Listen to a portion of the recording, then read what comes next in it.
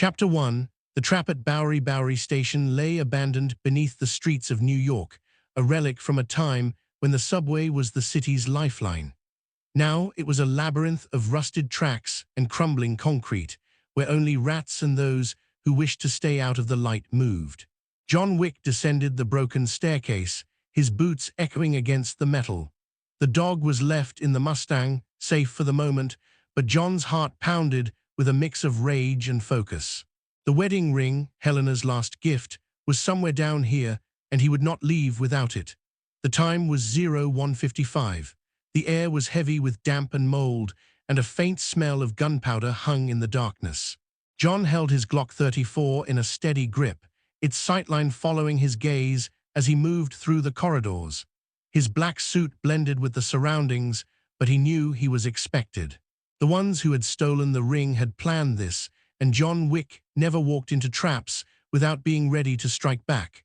A faint cone of light appeared ahead, where the tracks opened into an abandoned platform. In the middle stood a lone figure, a man in a grey coat with slicked-back hair.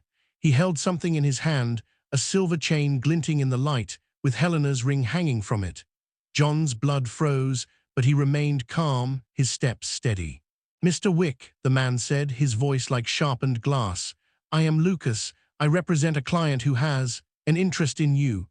"Give me the ring," John said, his voice low and threatening. He raised the gun, but his instincts screamed that this was too easy.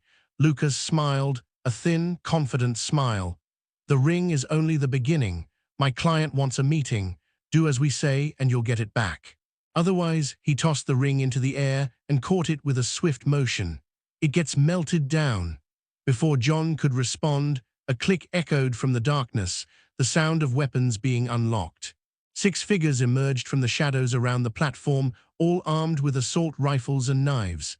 They moved like a hunting pack, their eyes fixed on John. Lucas backed away, still smiling. "Kill him," he said simply.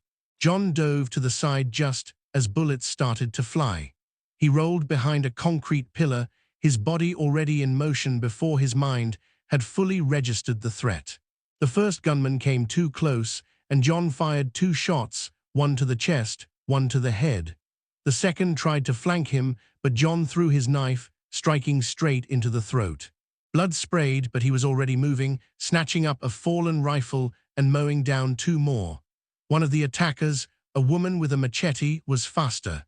She lunged at him, the blade sweeping toward his neck. John ducked, feeling the rush of steel, and drove his elbow into her ribs. She gasped, and he finished her with a shot to the temple. The last 2 tried to flee, but John was relentless. 2 shots, 2 bodies on the ground. When the dust settled, Lucas was gone, but the ring remained on the platform, the chain glittering in the dim light. John stepped forward, his breath heavy, and picked it up, but in the chain's link lay a note. "Pier 36, 0400, come alone or the next gift disappears." John clenched his fist around the ring, his eyes burning. They were toying with him, but he would find them. And when he did, they would regret ever crossing his path. Chapter 2. Fire in the night. Pier 36 loomed like a rusty giant at the edge of the East River, its abandoned warehouses and cranes standing as silent sentinels in the moonlight. John Wick moved swiftly through the darkness, Helena's wedding ring once again hanging around his neck, the chain cold against his skin. The dog was safe in the Mustang, parked a short distance away, but John's mind was sharp as a knife's edge. The note from Bowery Station crinkled in his pocket, "Come alone or the next gift disappears." He didn't know what they meant, but the threat was enough to draw him here, and he wasn't the kind of man who ran from a fight. The clock was nearing 0400. The air was thick with salt and diesel, and a faint rumble from the river suggested something was moving. John held his Glock in one hand, a knife ready in the other. His body ached from the battle at the Bowery, but the pain was only fuel. He had faced traps before, and this one reeked of betrayal. He reached a warehouse with a half-open metal door marked with a spray-painted symbol, a Celtic knot, the same as on the key from his previous venture. He stepped inside, his footsteps silent on the concrete floor. Inside it was dark, save for a flickering lamp that cast long shadows over empty crates and rusted machines. In the center of the room stood a chest, small and ornate, similar to one he had seen before. But beside it stood Lucas, his grey coat stained with dust, and a new figure, a woman with cropped hair and a raven tattoo on her neck. She held a pistol, and her eyes were as cold as ice. "You're punctual, Wick," Lucas said, his voice dripping with mockery. "This is Myra. She's here to make sure you listen." "What's the next gift?" John asked, his voice hard. He kept his gun steady, but his gaze swept across the room, searching for hidden threats. Myra smiled, though the smile never touched her eyes. "Open the chest, and you'll see." John approached cautiously, his instincts screaming that it was a trap. He lifted the lid, and inside lay an old journal, Helena's journal, the one she had written in during their first year together. His heart stopped. He had thought it lost in the fire that consumed their home. But here it was, and beside it lay a new note. "Deliver the journal to us at Red Hook Terminal 0600, or you'll lose more than memories." Before John could react, a dull click echoed, the sound of a grenade rolling across the floor. He dove behind a steel beam just as the explosion tore through the room.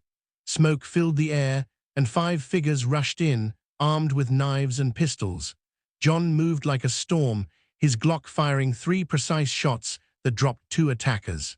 A third came close, his knife flashing toward John's side, but John parried, snapped the man's arm, and ended him with a strike to the throat. Myra was fast, her pistol unleashing a burst that forced John to duck. He hurled his knife, striking her in the shoulder, and she screamed but vanished into the smoke.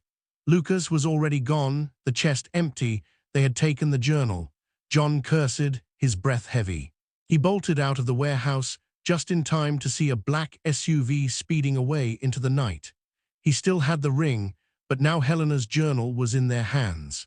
Red Hook Terminal was the next stop, and John knew the game had only just begun. He clenched his fist around the chain with the ring and swore silently, "They will pay." Chapter 3, Dance with Death. Red Hook Terminal was a maze of shipping containers and abandoned cranes, where the wind carried the smell of salt and rust. John Wick moved swiftly through the night, Helena's wedding ring hanging like a talisman around his neck. The Mustang was hidden behind a warehouse, the dog safe inside, but John's focus was like a loaded machine gun ready to explode. The note from Pier 36 had burned itself into his memory. Red Hook Terminal 0600, deliver or lose everything. Helena's diary was in the hands of Lucas and Myra, and John was going to get it back, no matter the cost. The clock read 05:55.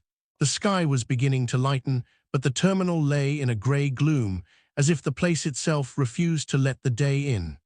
John held his Glock in one hand, the knife in the other, his body tense with anticipation.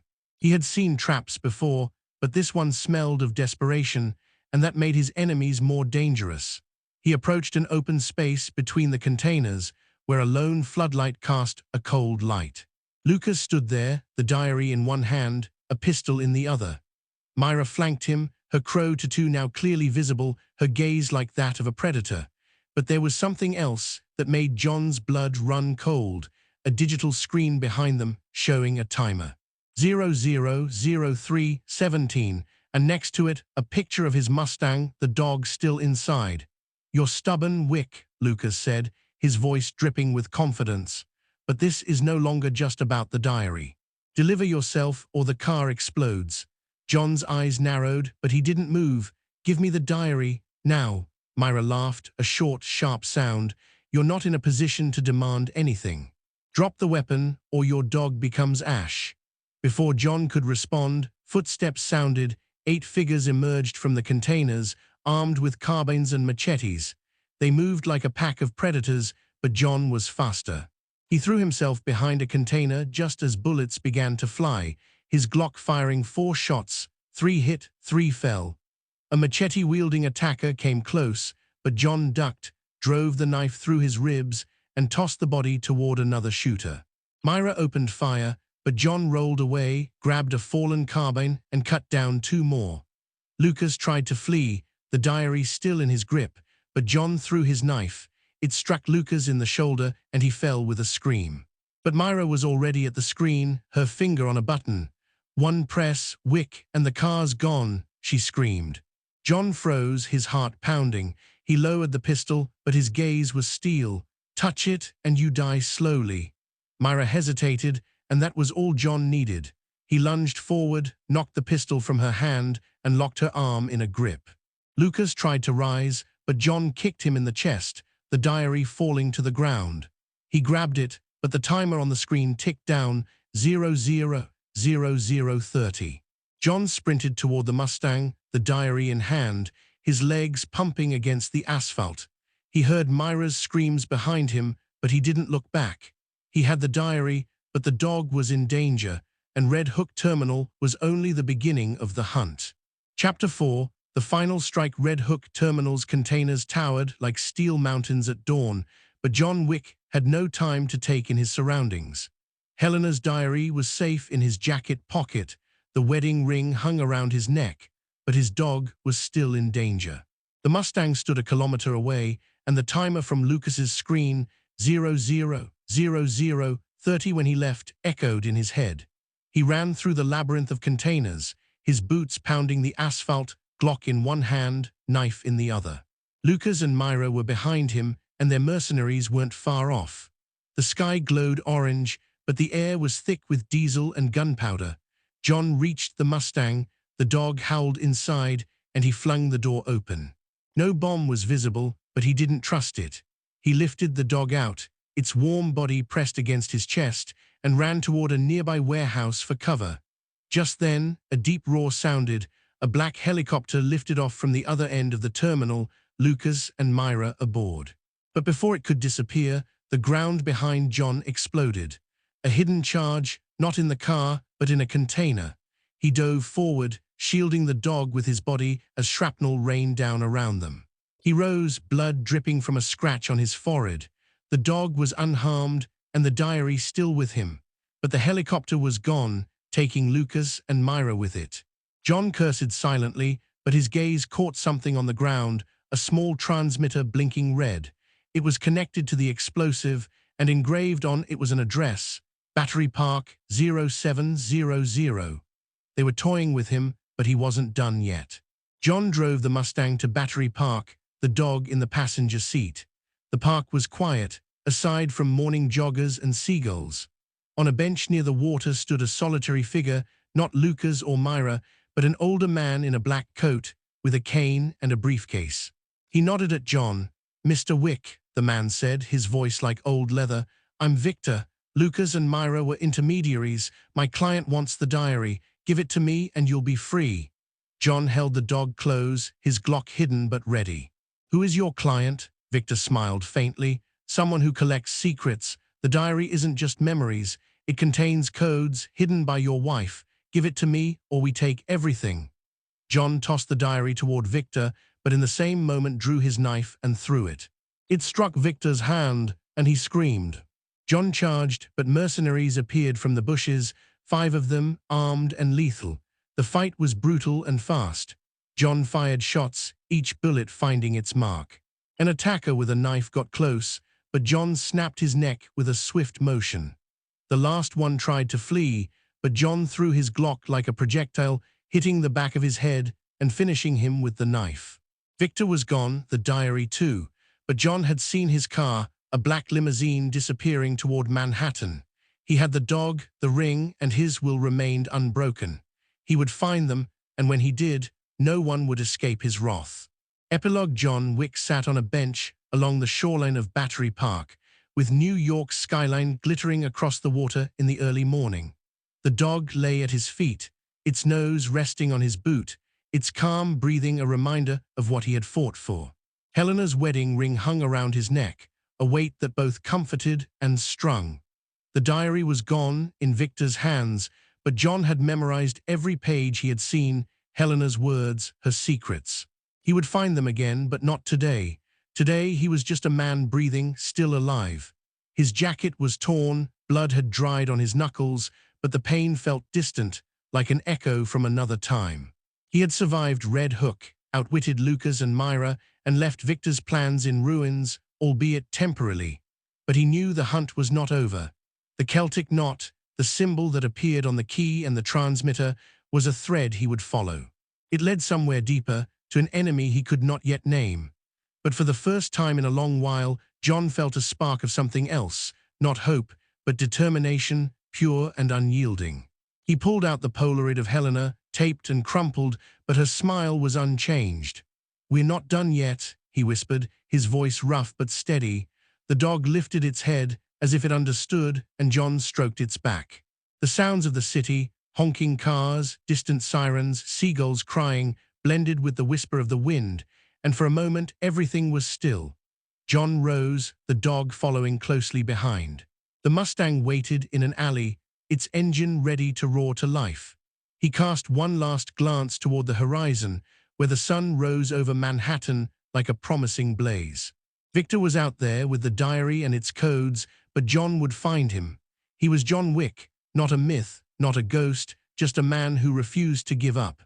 With the dog at his side, he walked toward the car, his steps sure despite the scars. The world could throw anything at him, traps, bullets, betrayal, but he would rise every time. The roar of the engine cut through the morning as he drove off, ready for the next fight, the next clue, the next step on a road that never ended.